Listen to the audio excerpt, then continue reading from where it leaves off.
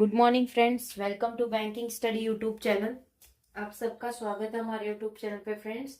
आज है 27 जनवरी। ओके, और आज है ट्यूसडे का डे, राइट। हम आ गए हैं हमारा एडिटोरियल सेशन लेके। आई होप आप सभी को ये सेशन काफी ज्यादा पसंद आता होगा, ठीक है, और आप लोगों की स्टडीज अच्छी चल रही होगी, ठीक है। So everyone is good. सब लोगों की अपनी स्टडी अच्छी चल रही है, शुरुआत कर दी है आप लोग ने, ठीक है। चलिए चलेंगे टॉपिक ऑफ द डे पे। जैसे कि हम शुरुआत करते हैं टॉपिक ऑफ द डे पे, तो इसमें आप लोगों को हम बताते हैं कि क्या क्या आज चीजें हम आप लोगों को करवाएंगे, राइट।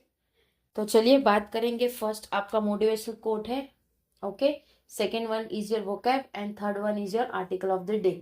आज आप लोगों को जो स्टैटिक था उसका कोई जरूरत नहीं था, क्योंकि किसी भी स्टेट का नहीं था आज का जो आर्टिकल है। उस हिसाब से हमने उसमें कुछ ऐड नहीं किया है आज के सेशन, ठीक है। बाकी जहां स्टेट आएगा वहां डेफिनेटली हम लोग चीजें को ऐड करेंगे जो कि स्टैटिक जीके करके होता है। शुरुआत करेंगे हमारे मोटिवेशनल कोट के साथ। तो क्या कह रहे हैं आज का motivational quote? There are no secret to success. Secret का कोई सक्सेस नहीं है। It is the result of preparation, hard work and learning from failure. वो एक प्रिपरेशन है, वो एक आपकी तैयारी है जो कि हार्ड वर्क से आएगी, और जो हम फेल हो रहे हैं उससे हम लर्न कर रहे हैं, ठीक है। जैसे जब हमने लाइव सेशन लिया था तो एक बच्चे ने कहा था कि हम डिमोटिव हो चुके हैं, हमारा पेपर क्लियर नहीं हुआ, ठीक है। तो देखो फ्रेंड्स, डिमोटिवेशन होगा आप लोगों को, बट आपको जो आपकी फेलियर है उसमें से आपको सीखना है, राइट। उसमें से आपको सीखना है, तब जाके आप अपने सक्सेस को क्लियर आउट कर सकोगे, अपने गोल को अचीव कर सकोगे, राइट। तो चलते हैं आज के वोकैब सेशन पे। हमारे आज का वोकैब सेशन क्या कह रहा है? रिकैलिब्रेट मतलब पूर्ण असंकित से करना, पूर्ण असंकित से करना। इंटरमिटेशन मतलब अंतर्विराम, अंतर्विराम। थ्रस्ट मतलब जोर, किसी चीज का जोर लगाना, ठीक है। 3 वोकैब थे, ज्यादा वोकैब नहीं थे आज के आर्टिकल में, तो उस हिसाब से हम आपके लिए ये वर्ड लेके आए। अब ये थ्रस्ट को इंपॉर्टेंट मार्क कर दीजिए और ये रिकैलिब्रेट को, ठीक है। तो ये वर्ड आप लोगों को आए दिन वोकैब में मिलते रहेंगे, ओके।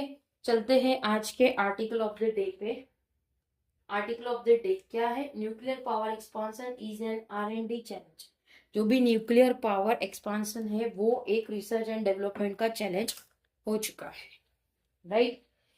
बताते हैं आज का ये आप लोगों का आर्टिकल है। ये आर्टिकल को हम पढ़ेंगे, ठीक से देख लीजिएगा, पूरा आर्टिकल है। इस आर्टिकल को हम लोग पढ़ेंगे, ठीक है।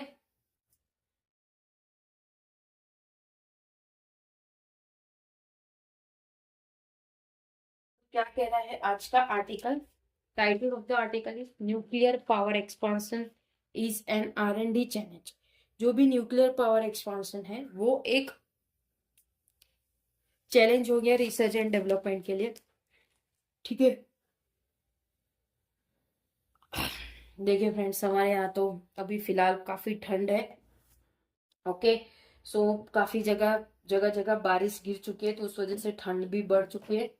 तो आप लोग भी अपना अपना टेम्परेचर, आप लोगों के स्टेट का टेम्परेचर प्लीज कमेंट बॉक्स में कमेंट करना।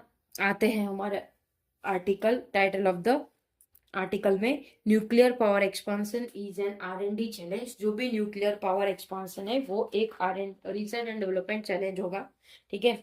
This draft national electricity policy, जो कि ड्राफ्ट है national electricity policy, release last week, जिसने रिलीज किया था last week, aims to align the power sector with India's long term energy goal. जो कि उनका एम था वो अलाइन करने का, जो भी पावर सेक्टर था इंडिया के लॉन्ग टर्म एनर्जी गोल पे। It bears the imprint of country's climate committee. वो बेयर कर रहा है एक इम्प्रिंट जो कि कंट्री के क्लाइमेट कमिटी पे डिपेंड है। particularly the 2030 target to reduce the emission intensity of GDP by 45% compared to 2005 level। तो जो पर्टिकुलरली 2030 तक का उनका जो टारगेट है रिड्यूस करने का एमिशन इंटेंसिटी, जो कि जीडीपी 45% कंपेयर कर रहे हैं 2005 के लेवल से। एट द सेम टाइम, उसी टाइम पे the policy also attempt to recalibrate. वो अभी रिकैलिब्रेट करना है, मतलब पूर्ण असंकित करना, ठीक है। The power mix to meet India development, जो भी पावर मिक्स हो रहा था जो कि इंडिया के डेवलपमेंट प्रायोरिटीज में रहेगा। It emphasis on renewable energy, वो एक एम्फेसिस था एक रिन्यूएबल एनर्जी का। Is accompanied by road map to ensure grid stability, जो कि वो एकम्पनीड था एक रोड मैप से जो एंश्योर कर रहा था grid stability. Emerging sector of the economy, जो भी एक एमर्जिंग सेक्टर था इकोनॉमिक का, जैसे कि such as AI and data system, जो कि एआई और डेटा सिस्टम था।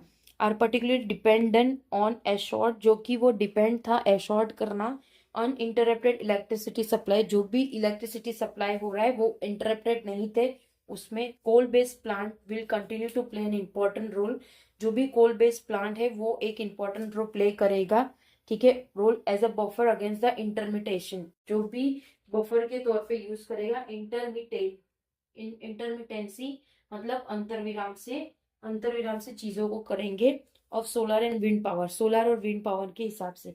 However the policy is alive to the need to create a valuable substitute, however जो भी पॉलिसी है वो अलाइव है अभी और वो क्रिएट कर रहा है एक वैल्यूएबल सब्स्टिट्यूट जो कि फॉसिल फ्यूल था। इट थ्रस्ट मतलब वो जोरदार था, जोरों से on 10 fold upscaling of nuclear capacity, जो कि 10 फोल्ड अपस्केलिंग न्यूक्लियर कैपेसिटी है 2047 से। Is of a piece with the country's decarbonisation, जो कि वो पीस था कंट्री का carbonisation goal as well as its development imperative, जो कि उसका डेवलपमेंट इम्पेरेटिव पे भी ये डिपेंड करेगा।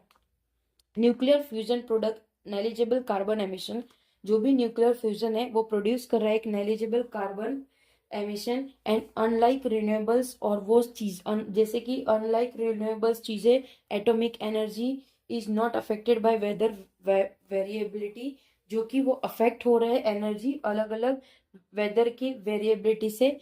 ग्लोबली बात करें तो atomic energy is second only to hydro power as a power of low emission electricity. Atomic energy वो सेकेंड सिर्फ हाइड्रो पावर का है जो कि सोर्स करता है एक लो एमिशन इलेक्ट्रिसिटी का।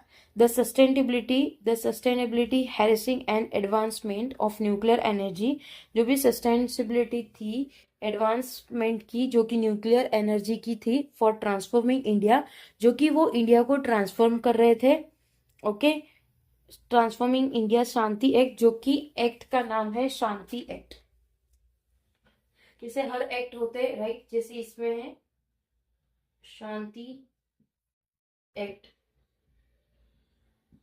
ठीक है, Shanti act passed by parliament last month, जो कि वो पास्ट हुआ था लास्ट मंथ पार्लियामेंट से। Okay, has open the door for expanding the sector capacity, इससे दरवाजे खुल चुके हैं किसके लिए, जो भी एक्सपांड कर रहे थे सेक्टर कैपेसिटी पे। द ड्राफ्ट इलेक्ट्रिसिटी पॉलिसी, जो भी ड्राफ्ट था इलेक्ट्रिसिटी पॉलिसी जो कि बिल्ड था on the act enabling provision, जो कि वो एक्ट कर रहा था एक enabling provision. It pushes for the adoption of advance nuclear technology, वो पुश कर रहा था एडॉप्शन जो कि एडवांस न्यूक्लियर टेक्नोलॉजी का था। सच एज मॉड्यूलर सेक्टर, जो कि एक मॉड्यूलर सेक्टर रहेगा। And direct use of nuclear power bye commercial, जो कि वो डायरेक्ट यूज होगा पावर जो कि कमर्शियल से था एंड इंडस्ट्रियल कंज्यूमर, और जो कि इंडस्ट्रियल कंज्यूमर। सच रिएक्ट है सिग्निफिकेंट एडवांस, इसका जो भी रिएक्शन था वो एक सिग्निफिकेंट एडवांस था। They take up less space, उन्होंने लेस स्पेस लिया। और फैक्ट्री असेंबल्ड, जो कि वो फैक्ट्री असेंबल्ड था। हैव रोबोट सेफ्टी फीचर, जो कि रोबोट सेफ्टी फीचर्स है। And can be install on site, और वो चीजें इंस्टॉल होगी साइट पे, ठीक है। This means SMR can be situated close to demand centre, जो भी SMR थे वो सिचुएटेड हो गए कहाँ पे, जो भी डिमांड सेंटर होते वहां पे। सपोज ये डिमांड सेंटर है, ये हो गया गुजरात, ये हो गया महाराष्ट्र, ये हो गया राजस्थान, ये यूपी, ये हिमालय से, ठीक है। तो सबसे ज्यादा डिमांड अगर गुजरात की होगी तो उसके सेटअप्स भी गुजरात के आसपास ही ज्यादा आप लोगों को देखने को मिलेंगे, राइट। उसकी वो लोग कैपेसिटी देखते हैं, रिप्लेस करते हैं कैपेसिटी थर्मल पावर की यूनिट की सेंटर्स की, ठीक है। दैट सेड, उन्होंने ऐसा कहा है, generating 100 gigawatt of nuclear power in the next 21 years is an ambitious goal, वो उनका ये सोच है कि वो जनरेट करे 100 gigawatt of nuclear power, 100 gigawatt world के न्यूक्लियर पावर नेक्स्ट 21 ईयर्स के अंदर। उनका ये गोल है। India domestic uranium resource are limited and generally of lower grade. जो भी इंडिया के डोमेस्टिक सोर्सेज थे वो लिमिटेड थे और जनरली लोअर ग्रेड थे। The country is independent on import from Russia. जो कंट्री है वो डिपेंडेंट है कौन से इंपोर्ट से, कहाँ से? रसिया से, कजाकिस्तान और कनाडा से। ठीक है, ये डिपेंड कर रही है उस पर। Policy maker must now frame strategy to tap India large thorium deposit, जो कि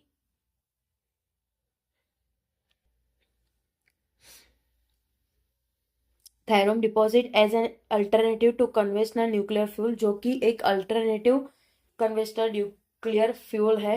ग्लोबली बात करें तो thorium potential has not been release because of nuclear power. तो जो थायरम पोटेंशियल होगा वो रिलीज नहीं हुआ है उसके न्यूक्लियर पावर से। Traditional link with military use, जो कि ट्रेडिशनली लिंक है मिलिट्री यूज से। Uranium and plutonium were use to develop atomic bomb, जो चीजें बॉम्ब को बनाने में काम आती है वो प्लूटोनियम भी है। The challenge for the country's policy maker, जो कंट्री की पॉलिसी मेकर है उनको चैलेंज है देयर फॉर, इसलिए इज टू अपस्केल R&D। उन्होंने बोला है कि रिसर्च एंड डेवलपमेंट का अपस्केल करो to extract and exploit this rare earth material. तो जो वो अपस्केल करो रिसर्च एंड डेवलपमेंट और वो एक्सट्रैक्ट करो और एक्सप्लॉइट करो जो भी अर्थ मटेरियल है वो। ठीक है, तो फ्रेंड्स हमारा ये पूरा आर्टिकल हमारे यहाँ खत्म होता है। पूरा देख लीजिए आप लोग, पूरा पढ़ाया है कहाँ? यस, यहाँ तक पूरा पढ़ा है। ठीक है, तो पूरा हो चुका है आज का आर्टिकल हमारा पूरा न्यूक्लियर बेस्ड न्यूक्लियर पावर पे था। ठीक है, न्यूक्लियर पावर पे था, राइट, कि किस तरह से कहाँ कहाँ चीजें उनकी आने वाले 21 साल में उनका जो सपना है वो 100 गीगावाट वर्ल्ड के न्यूक्लियर पावर पॉइंट को पेश करेंगे। ठीक है, राइट। आई होप आप लोगों को समझ आया होगा आज का आर्टिकल। इसका जो PDF है आप लोगों को टेलीग्राम ग्रुप में मिल जाता है डेली बेसिस पे, तो टेलीग्राम ग्रुप ज्वाइन कर लेना। चैनल को सब्सक्राइब नहीं किया है तो चैनल को सब्सक्राइब कर देना, ताकि आने वाले जो भी वीडियोस आए उसकी नोटिफिकेशंस आप लोगों से मिस ना हो। So please click on bell icon also. ठीक है, चलिए सेशन को एंड करते हैं। अपना ख्याल रखिए। जय हिंद, जय Bharat and thank you friends.